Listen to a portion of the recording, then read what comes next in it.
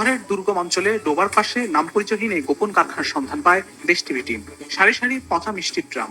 এইসব রাজধানী সহ বিভিন্ন এলাকার মিষ্টির দোকানের পচা গলা মিষ্টির শিরা ও গাদের মজুদ। চলুন এবার চমক দেখি।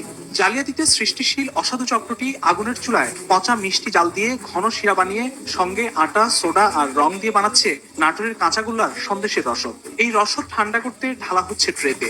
ঠান্ডা হওয়ার পর দেখুন পায়ের নিচে ফেলে কর্মীর নিদারুণ কাটাকাটি। পচা মিষ্টি এটাতে কি করেন? এই সবজি বানানো হয়। এটা নোংরা না?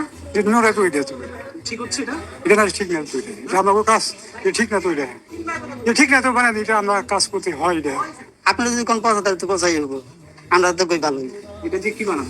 সন্দেশ। খাবারটা যে পাও দিয়ে পাড়ায় বানাচ্ছেন না? পাও দে না ভাই, এই যে ময়লা তো বলেন না, স্কেল দিয়ে কাটাই দিয়েছে এই যে।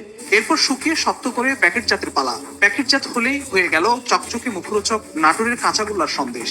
এইসবই আপনারা মিষ্টির দোকান বা বিভিন্ন মুদিখানা থেকে পুষ্টিকর ভেবে শখ করে খান, শিশুদেরও খাওয়ান।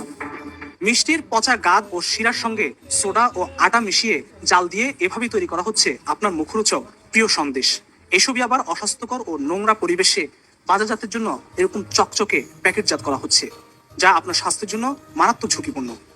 ডোবা নর্দমার অপর পাশের বাড়িতে আরেকটি কারখানা গড়ে সেখানেও করছে মহাজালিয়াতি। নোংরা স্যাঁতস্যাঁতে পরিবেশে রাখা বিভিন্ন মিষ্টির দোকান থেকে সংগ্রহ করা পচা ময়লার গাদ মিষ্টি এসব কড়াই জাল দিয়ে রং, আটা, সোডা মিশিয়ে ঘন করছে কারিগর। এরপর এখানেও নাটোরের কাঁচাগোল্লার সন্দেশ ও বরফি সহ নানা নামের খাদ্যপণ্য বানাচ্ছে কারখানাটি। এইসব খাদ্যপণ্য ছড়িয়ে দেওয়া হয় রাজধানী সহ সারা দেশে। মিষ্টির গাদাই না, আমরা রিপাইং করি না, মানে সুদি আটা দিয়া আমরা তৈরি করি, সাথে খাওয়াই না ছোটা দেই।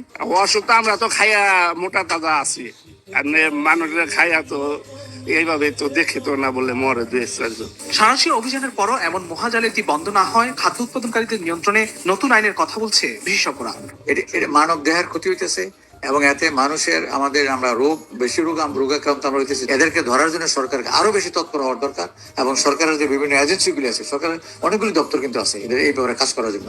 ডিসি অফিসের কথা বলেন, সিটি কর্পোরেশনের কথা বলেন, আরো যারা যারা আছে। একই সঙ্গে ভোক্তাদের আরো সচেতন হওয়ারও আহ্বান বিশেষজ্ঞদের।